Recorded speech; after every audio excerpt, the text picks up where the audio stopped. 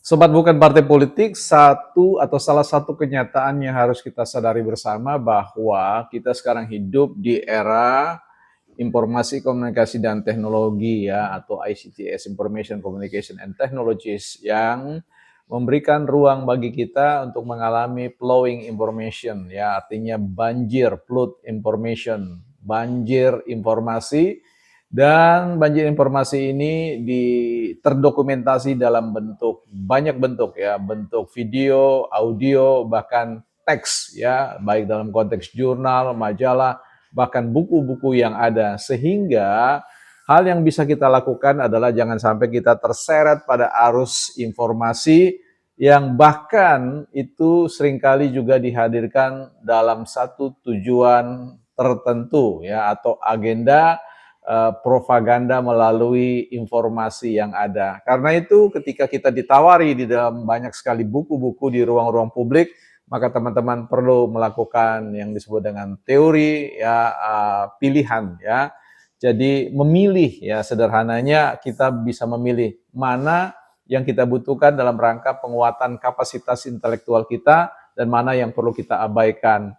Nah, di ruang-ruang media sosial sekarang ini kalau dalam konteks genre atau tema politik, maka kita akan disuguhkan dengan dua buku yaitu Jokowi White Paper dan juga Gibran Endgame ya yang menurut saya ya saya serahkan saja kepada publik ya. Saya juga tidak ingin menghalang-halangi sebab disitulah kebebasan seseorang dalam rangka untuk mempublikasikan karya-karya pikir. Di saya sudah punya dokumen buku terkait dengan Gibran Endgame dan juga Jokowi White Paper yang saya masih belum ingin masuk membacanya terlebih dahulu, lebih jauh, karena sekali lagi ini soal pilihan saja. Saya tidak melihat bahwa di balik itu ada kepentingan buat saya untuk misalkan membongkar isi buku itu atau motif di balik itu dan sebagainya. Saya hanya melihat dari apa yang dikatakan oleh melihat dan mendengarkan apa yang dikatakan oleh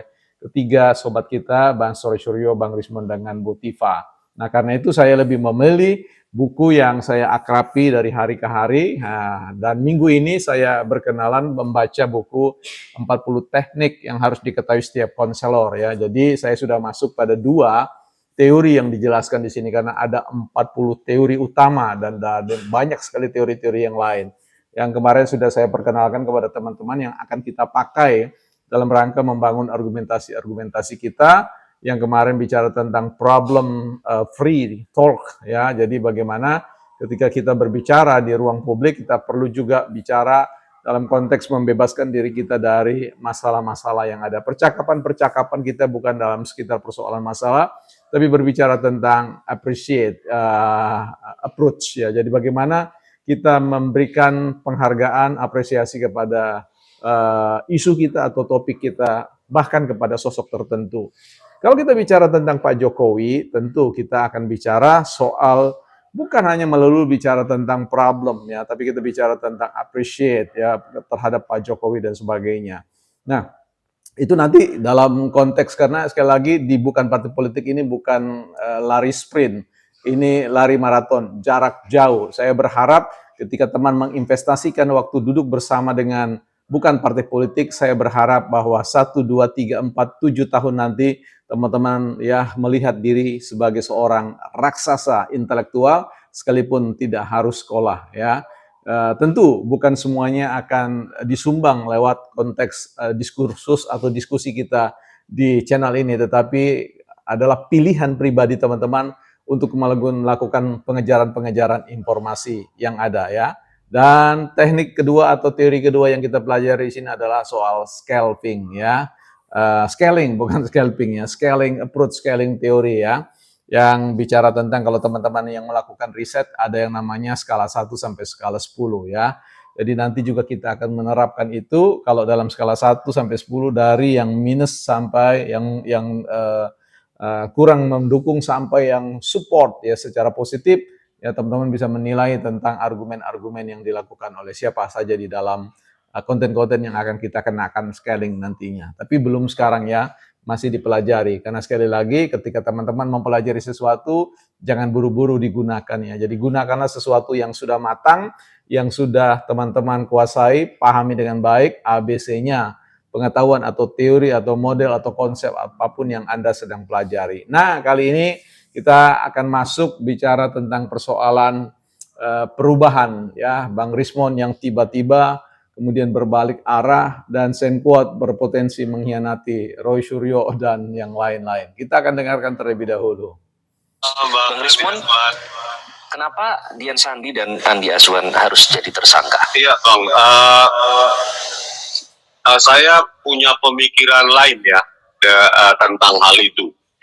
Terkait dengan Bang Dian Sandi ya, kalau menurut Pak Roy Suryo layak dijadikan tersangka, saya punya pemikiran lain ya, karena apa yang diupload oleh Bang Dian Sandi Utama itu kan menurut setelah bertemu dengan Pak Joko Widodo itu adalah memang ijazah yang ada atau yang sama dengan apa yang ada di tangan Pak Jokowi, begitu loh. Jadi menurut saya tidak terlalu satu pemikiran dalam hal ini dengan Pak Roy Suryo mengenai penersangkaan tersebut. Bang Rismon, kenapa Dian Sandi dan Andi Azwan harus jadi tersangka? Iya, jadi dalam dokumen ini, video ini teman-teman jelas sekali bagaimana Bang Rismon berubah sikap, berubah arah, mungkin juga bermuka dua ya. Nah, saya jadi ingat suatu novel tentang bermuka dua, A.A. Nafis bermuka dua atau siapa penulisnya. Nah, yang menarik di sini adalah konsistensi ya. Kalau bicara tentang konsistensi, ini sesuatu yang menurut saya terlihat inkonsisten ya. Aduh ya, ini namanya kalau kita belajar gitu, pemula seperti itu teman-teman.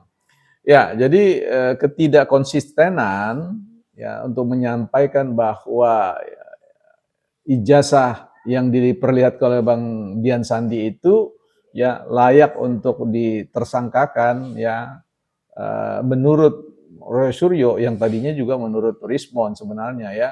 Tapi kemudian Rismon mengatakan berbeda pandangan, berbeda pendapat. Nah, ini mulai agak sedikit bagus ya.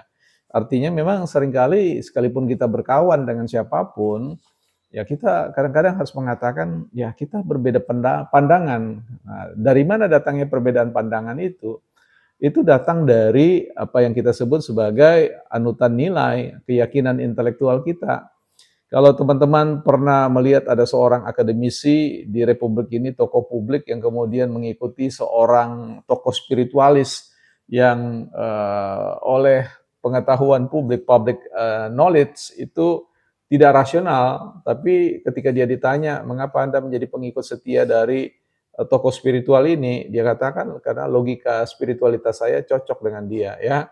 Nah, jadi dalam hal ini, meskipun Bang Rismon tidak bicara tentang kecocokan logika spiritual, dia berbicara tentang kecocokan logika intelektual, ya ini sesuatu yang baik ya, tetapi saya kira apa yang disampaikan oleh Bang Rismon itu merupakan ekspresi dari apa yang merupakan temuan dari Bona Sirait,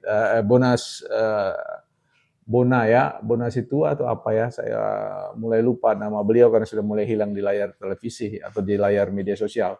Ya Bona, Bang Bona sajalah ya. Nah, dari temuan-temuan dari dokumen ya, di semua 5 dokumen itu ya semua sama, identik ya, dan identik dengan apa yang ditunjukkan oleh, dilepas di ruang publik oleh Bang Dian Sandi. Nah, inilah yang kemudian mengguncang keyakinan mereka semua. Ternyata ada soal di balik cara mereka mengambil sebuah keputusan ya, dengan logika intelektual kita, karena sekali lagi logika intelektual beliau-beliau, dan itu karena didrive oleh niatan ya, kalau dalam konteks itu mens rea, yang ya dalam tanda kutip lah kita sebut saja niatan yang tidak baik ya, tidak bisa dipertanggungjawabkan secara akademik.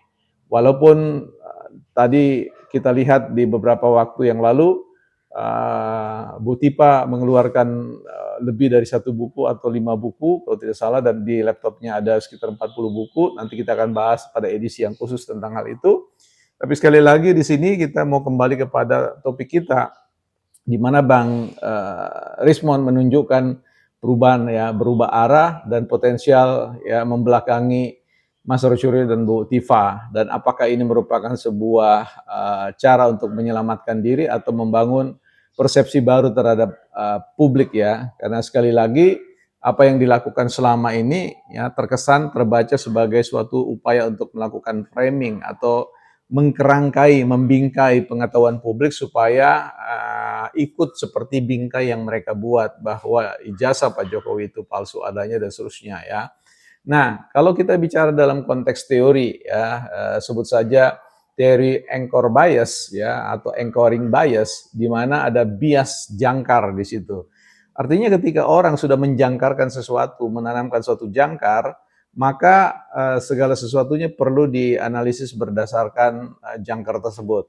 Nah, itulah yang dibangun oleh ketiga rekan kita ini untuk membuat ketika publik ingin mengevaluasi, memberikan katakanlah perbandingan terhadap segala sesuatu, maka harus merujuk pada nilai anchor bias-nya itu, anchoring-nya itu, ya, jangkarnya itu, yaitu apa yang mereka tesiskan, apa yang mereka simpulkan terkait dengan ijazah Pak Jokowi ya, sehingga segala sesuatu akan dibandingkan dengan semua itu ya, dengan apapun yang dokumen-dokumen yang ada harus kemudian merujuk pada anchor atau jangkar itu ya. Jadi ini menjadi sebuah hal yang kita lihat fenomenanya di dalam proses pergerakan untuk mengubah persepsi publik dari percaya terhadap Pak Jokowi menjadi tidak percaya. Dan inilah yang kita lakukan dalam analisis-analisis kita sebelumnya dengan teori labeling ya, dalam dunia kriminologi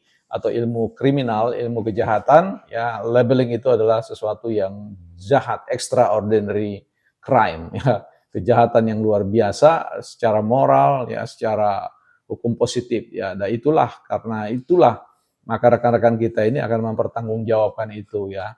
Untungnya menurut saya ini ada untungnya karena akan diselamatkan oleh KUHP yang baru dalam konteks bahwa upaya pidana pempidanahan itu sesuatu yang harapannya menjadi suatu upaya terakhir ya, ultimate remedium ya. Tetapi sekali lagi dia tidak bisa lagi dibawa kepada persoalan perdata karena Pak Jokowi telah melaporkan itu dalam kerangka hukum pidana. Nah, inilah yang kemudian akan menjadi hal yang menarik untuk kita lihat terlebih ketika Bang Bill Offside dan yang lain-lain menajamkan persoalan ini dengan persoalan ijazah Bang Rismond yang sedang ditanyakan.